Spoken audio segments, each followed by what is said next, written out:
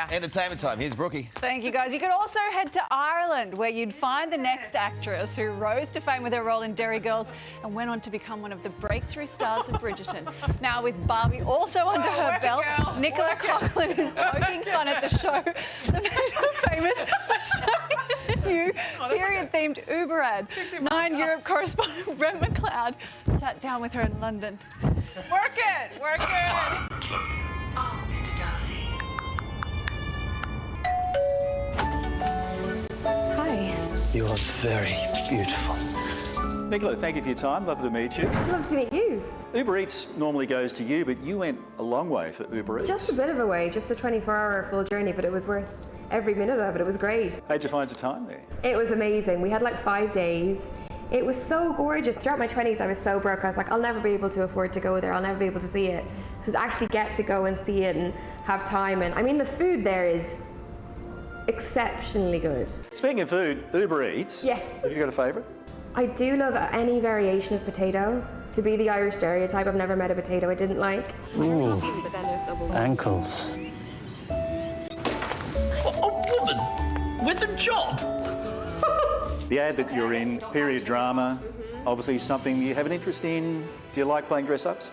I mean, I love playing dress up. When I was a kid, I mean, that's also like, it's a really funny thing that that's my job, is that I just get to, you know, play dress up and put a funny voice on and go around and doing stuff. So to get to do it and like a parody of it for this ad was very, very fun. Is there anything you learned being a 21st century woman that you hadn't expected? Oh God, I mean, I don't know how people used to breathe. I mean, I feel like they mustn't have bathed very much, so I feel like that's something that we have to our advantage these days. I don't think I could have done it.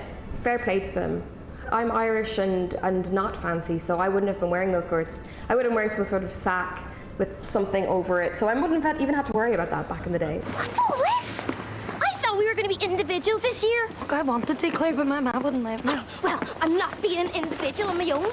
A few years ago, you were having really second thoughts about whether to continue in the career. Yeah, I mean, it's really funny because acting is such a difficult industry to break into. And you know, financially, it was not easy. You know, a lot of people who come from money have a much easier time because they can afford to pay rent and not worry about.